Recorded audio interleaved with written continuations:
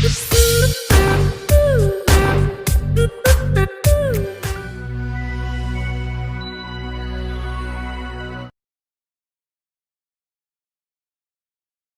effectively implement these programs and services for the benefit of those who are most in need.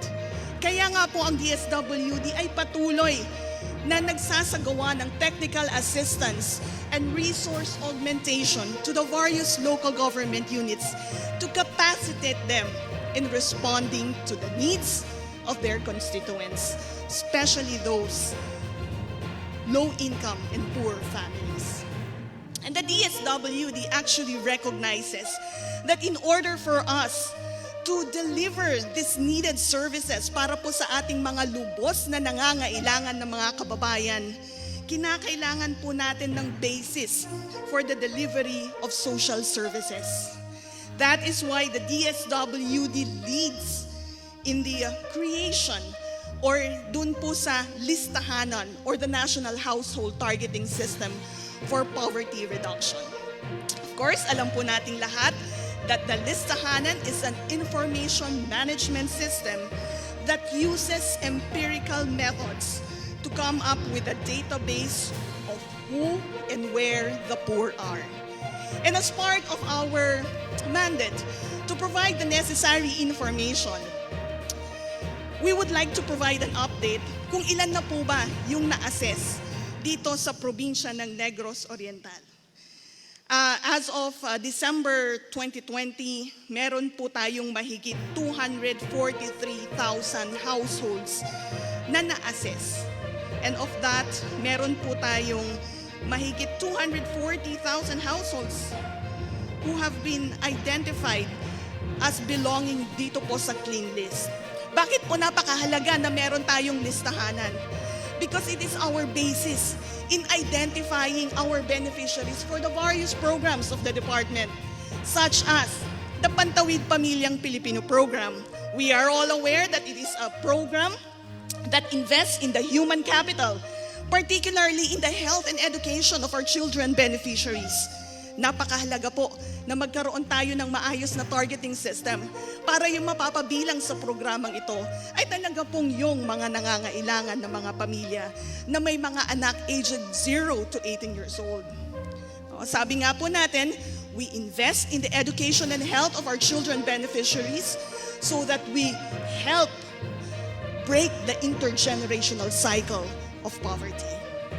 Aside from the 4 Ps, we also have the Sustainable Livelihood Program, wherein we help our beneficiaries acquire and maintain the necessary capital assets para po makapag-create sila ng mga sustainable livelihoods. Meron po tayong 2 track dyan. Meron pong micro-enterprise development and of course, the employment facilitation. Aside from the SLP, nandyan din po ang Kalahi Seeds. We are also implementing the unconditional cash transfer, kung saan po we provide cash grants to identified beneficiaries to cushion the effect of the implementation of the trade law. Nandyan din po ang social pension for indigent senior citizens, wherein we provide subsidies to indigent senior citizens who are 60 years old and above, who are frail and sickly, who are not receiving pension from GSIS, SSS, or other insurance companies.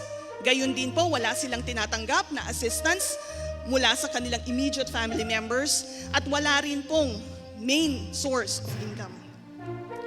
Aside from the social pension for indigent senior citizens, nandyan din po ang patuloy na pamamahagi natin ng mga family food packs and pagtulong sa mga local government units in managing their evacuation centers as part of our disaster response operations.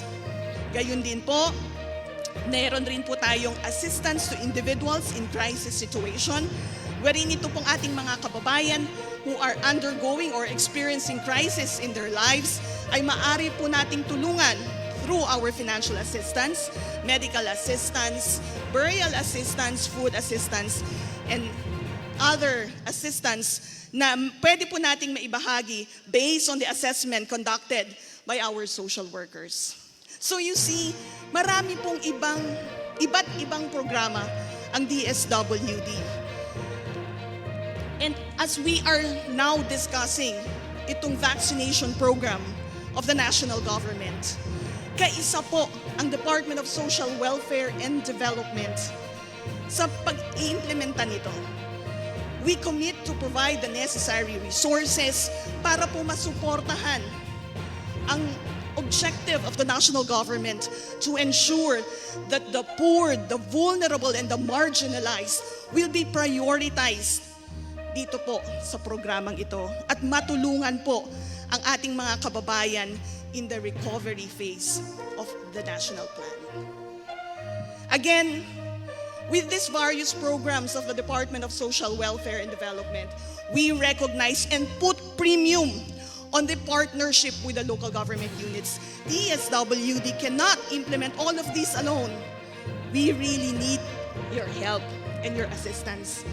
Kung kaya nga po, lubos ang pasasalamat ng DSWD, especially when we implemented the Social Amelioration Program and the Emergency Subsidy under Bayanihan 2. On behalf of our Secretary Rolando Bautista and our Regional Director Rebecca Gemala, we really extend our most profound gratitude to the provincial government, to the local chief executives, to the local social welfare development officers for assisting the DSWD in reaching out to the low-income families, target beneficiaries of these programs. Maraming salamat po. And as we continue to implement, as we continue to lead in the formulation, the implementation of these social protection programs, the DSWD commits and affirms our dedication to continue providing maagap at mapagkalingang serbisyo sa mamamayang Pilipino. Serbisyong walang puwang sa katiwalian. And again, on behalf of the DSWD, we would like to thank the PCOO for giving us this platform to explain, and provide the relevant and necessary information so that you could continue supporting us in implementing the programs and continue delivering the needed services para po sa ating aspiration to help ito pong ating mga kababayang lupos po na nangangailangan. Maraming salamat po. Thank you very much, Director Irene Dumlao of the Department of Social Welfare and Development.